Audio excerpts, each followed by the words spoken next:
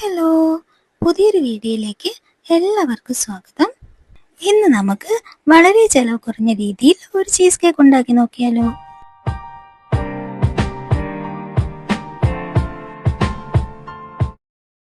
ആദ്യം തന്നെ ഒരു പാത്രത്തിലേക്ക് ഒരു അരിപ്പ വെച്ച് കൊടുത്ത ശേഷം അതിലേക്ക് നല്ല വൃത്തിയുള്ള ഒരു തുണി ഇട്ട് കൊടുക്കാം. ഇനി അതിലേക്ക് ഒരു കപ്പ് തൈര് നമുക്ക് ചേർത്ത് കൊടുക്കാം.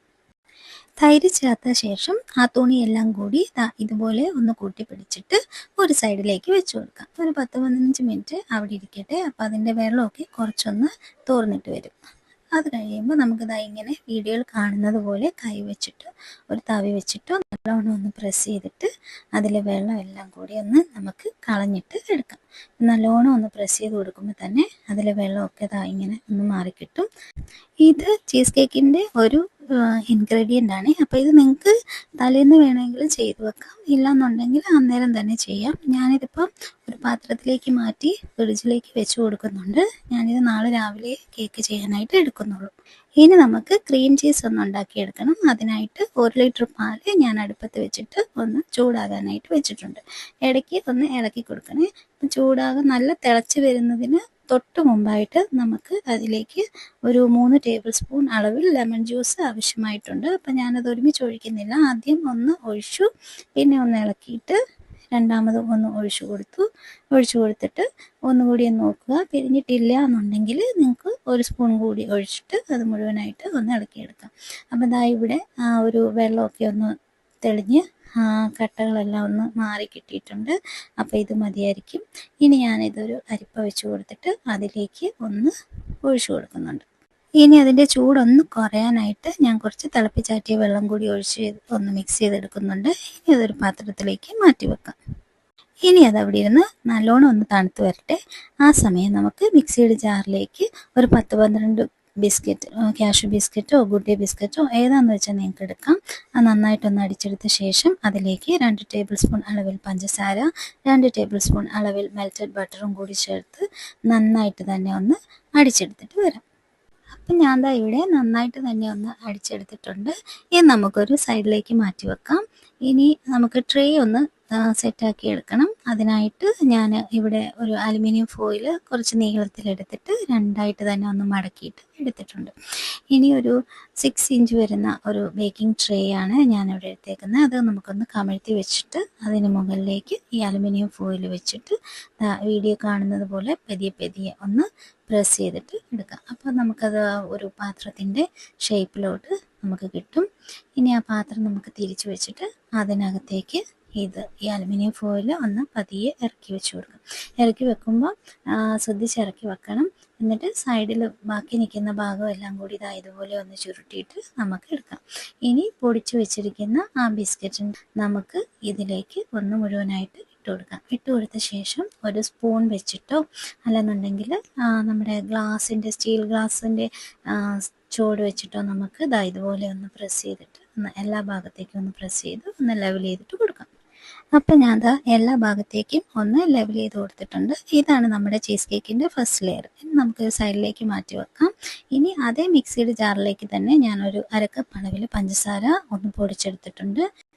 ഇനി അതിലേക്ക് നമ്മൾ നേരത്തെ പാല് പിരിയിച്ച് മാറ്റി വെച്ചിരുന്നില്ലേ, നല്ലോണം ചൂട് മാറിയ ശേഷം ചേർത്ത് കൊടുക്കാം. അതിലേക്ക് പാല് പിരിയിച്ചെടുത്ത വെള്ളം തന്നെ ഒന്ന് ചേർത്ത് കൊടുത്തിട്ട് നന്നായിട്ടൊന്ന് അടിച്ചെടുക്കാം. അപ്പം ഞാനിവിടെ അടിച്ചപ്പം ശരിക്കും സ്മൂത്തായിട്ട് വന്നിട്ടില്ല, തരികളൊക്കെ ഉണ്ട്. അപ്പോൾ കുറച്ചുകൂടി ഒന്ന് വെള്ളം ചേർത്ത് കൊടുത്ത് നന്നായിട്ട് സ്മൂത്തായിട്ട് തന്നെ ഒന്ന് അടിച്ചെടുത്തിട്ടുണ്ട്. ശേഷം അതിലേക്ക് ഒരു 1/2 ടീസ്പൂൺ അളവിൽ വാനില എസൻസ് കൂടി ചേർത്ത് ഒന്ന് അടിച്ചെടുത്തിട്ടുണ്ട്. അപ്പോൾ ഇവിടെ ക്രീം ചീസ് നല്ല സ്മൂത്തായിട്ട് തന്നെ നമുക്ക് കിട്ടിയിട്ടുണ്ട്. അതവിടെ നമുക്കൊരു സൈഡിലേക്ക് മാറ്റി വെക്കാം. ഇനി മിക്സിയുടെ മീഡിയം സൈസ് ജാറിലേക്ക് 2 മുട്ട പൊട്ടിച്ചൊഴിച്ച ശേഷം അതിലേക്ക് 1/2 ടീസ്പൂൺ അളവിൽ വാനില എസൻസ് കൂടി ചേർത്ത് ഹൈ സ്പീഡിലൊന്ന് അടിച്ചെടുക്കാം. ശേഷം നമ്മൾ തലേന്ന് ചെയ്ത് വെച്ചിരുന്ന ഹങ്കേർഡ് കൂടി ചേർത്ത് കൊടുത്തിട്ട് നന്നായിട്ടൊന്ന് അടിച്ചെടുക്കാം. ഇനി അതിലേക്ക് 1/2 കപ്പ് അളവിൽ ഫ്രഷ് ക്രീം ആവശ്യമായിട്ടുണ്ട്. ഞാനിവിടെ പശുവിൻ്റെ പാല് തിളപ്പിച്ച് നമ്മൾ പാട എടുത്ത് വെക്കില്ലേ, അതാണ് ചേർത്ത് കൊടുത്തേക്കുന്നത്. ഒന്നുകൂടി ഒന്ന് അടിച്ചെടുത്ത ശേഷം അതിലേക്ക് നമ്മൾ നേരത്തെ അടിച്ചു മാറ്റി വെച്ചിരുന്ന ക്രീം ചീസ് മുഴുവനായിട്ട് ചേർത്ത് കൊടുക്കാം. അതുകൂടി ചേർത്ത് നമുക്ക് നന്നായിട്ട് തന്നെ ഒന്ന് അടിച്ചെടുക്കാം. ഇനി അതിലേക്ക് 1/2 ടീസ്പൂൺ അളവിൽ ലെമൺ ജ്യൂസും 1 ടേബിൾ സ്പൂൺ കോൺഫ്ലോർ കൂടി ചേർത്ത ശേഷം നന്നായിട്ട് തന്നെ ഒന്ന് അടിച്ചെടുക്കാം. അടിച്ചെടുത്ത ശേഷം അത് നമുക്ക് മാറ്റി വെച്ചിരുന്ന ബിസ്ക്കറ്റിൻ്റെ ലെയറിലേക്ക് ഒന്ന് മുഴുവനായിട്ട് ഒഴിച്ചു കൊടുക്കാം. ചെറുതായിട്ടൊന്ന് ടാപ്പ് ചെയ്ത ശേഷം നമുക്ക് ഇനി ഇതൊന്ന് ബേക്ക് ചെയ്തിട്ടെടുക്കണം. വാട്ടർ ബാത്തിലാണ് ഇത് കേക്ക് ബേക്ക് ചെയ്യുന്നത്. അതിനായിട്ട് ഞാനിവിടെ ഒരു അലുമിനിയം പാത്രത്തിലേക്ക് ഒരു ട്രേ ഇറക്കി വെച്ച് കൊടുത്തിട്ടുണ്ട്. അതിലേക്ക് നല്ല തിളച്ച വെള്ളം ഒന്ന് ഒഴിച്ചു കൊടുക്കാം. ഇനി നമുക്ക് കേക്ക് പതിയെ ഇതിലേക്കൊന്ന് ഇറക്കിയിട്ട് വെച്ച് കൊടുക്കാം.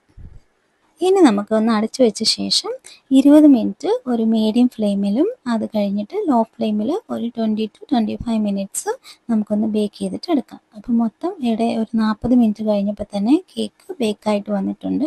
കുത്തി നോക്കിയപ്പോൾ ഒന്നും പറ്റി പിടിച്ചിട്ടില്ല. കേക്ക് ഞാനിവിടെ തണുക്കാനായിട്ട് മാറ്റി വെച്ചിട്ടുണ്ടായിരുന്നു. ഇനി കേക്ക് നമുക്ക് ഒന്ന് ഡീമോൾഡ് ചെയ്തിട്ടെടുക്കാം. നല്ലോണം കേക്ക് തണുത്തതിന് ശേഷം മാത്രമേ നമ്മൾ ഡീമോൾഡ് ചെയ്യാനായിട്ട് പാടുള്ളൂ.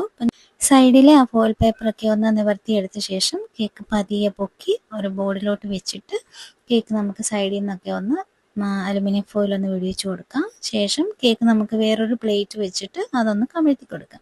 കമിഴ്ത്തിയ ശേഷം നമുക്ക് അതിൻ്റെ അടിയിലെ ആ ഒരു അലുമിനിയം ഫോയിൽ വെദ്യ ഒന്ന് എടുത്തു കൊടുക്കാം. കേക്ക് കയ്യിൽ നിന്ന് വഴുതി പോകാതിരിക്കാനായിട്ട് പ്രത്യേകം ശ്രദ്ധിക്കണേ.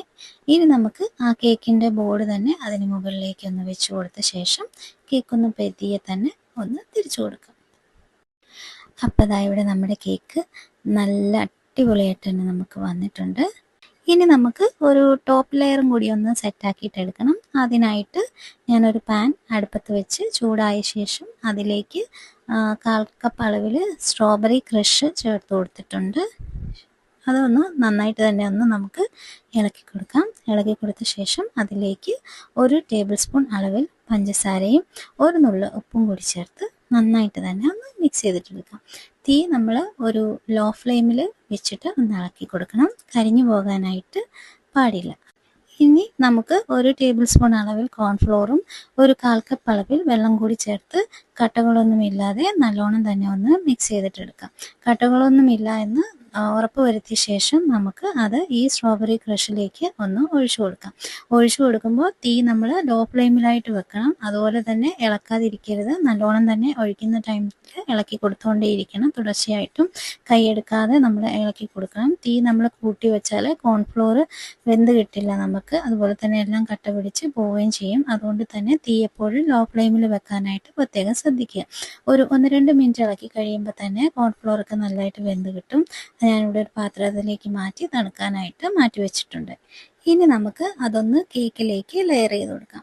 ആദ്യം കുറച്ച് ഒഴിച്ച് കൊടുത്തിട്ട് ഒന്ന് നമുക്ക് ഒരു സ്പൂൺ വെച്ചിട്ട് തന്നെ നമുക്ക് ഒന്ന് നന്നായിട്ടൊന്ന് സ്പ്രെഡ് ചെയ്ത് കൊടുക്കാം. പിന്നെ ബാക്കി ഒഴിച്ചിട്ട് കുറച്ചുകൂടി ഒന്ന് സ്പ്രെഡ് ചെയ്ത് എല്ലാ ഭാഗത്തേക്കും ഒന്നാക്കിയ ശേഷം ബാക്കിയുള്ള ക്രഷ് മുഴുവനായിട്ട് നമുക്ക് ഇതിലേക്ക് ഒന്ന് ചേർത്ത് കൊടുക്കാം. സ്പാച്ചുല വെച്ച് തന്നെ ഞാൻ എല്ലാ ഭാഗത്തേക്കും ഒന്ന് സ്പ്രെഡാക്കി കൊടുത്ത് എടുത്തിട്ടുണ്ട്. അപ്പോൾ ദാ ഇവിടെ വളരെ ടേസ്റ്റി ആയിട്ടുള്ള വളരെ കളർഫുൾ ആയിട്ടുള്ള ചീസ് കേക്ക് റെഡി ആയി കഴിഞ്ഞു. നമ്മൾ പുറത്തുനിന്നൊക്കെ വലിയ വില കൊടുത്ത് മേടിക്കുന്ന ഈ ചീസ് കേക്ക് ഓവനോ ബീറ്ററോ ഒന്നും തന്നെ ഇല്ലാതെ നമ്മുടെ വീട്ടിലുള്ള ഇൻഗ്രീഡിയൻസ് കൊണ്ട് തന്നെ നമുക്ക് വളരെ ചിലവ് കുറഞ്ഞ രീതിയിൽ എളുപ്പം തയ്യാറാക്കിയെടുക്കാൻ പറ്റുന്ന ഒന്നാണ്.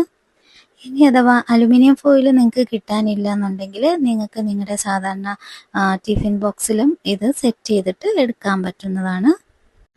ഈ ചീസ് കേക്ക് ഞങ്ങളുടെ വെഡ്ഡിങ് ആനിവേഴ്സറിക്ക് ചെയ്തതാണ്. അപ്പോൾ ഹസ്ബൻഡ് ബർത്ത്ഡേക്ക് ചെയ്തപ്പം പുള്ളിക്ക് ഒത്തിരി ഇഷ്ടമായിട്ട് ആനിവേഴ്സറിക്കും ഇത് തന്നെ ചെയ്താൽ മതി എന്ന് പറഞ്ഞു. അത്രയ്ക്ക് നല്ല ടേസ്റ്റ് ആയിട്ടുള്ള ഒരു കേക്കായിരുന്നു. എളുപ്പം തീർന്നു പോയി എന്നൊരു കംപ്ലൈൻറ്റ് മാത്രമേ ഉള്ളായിരുന്നു.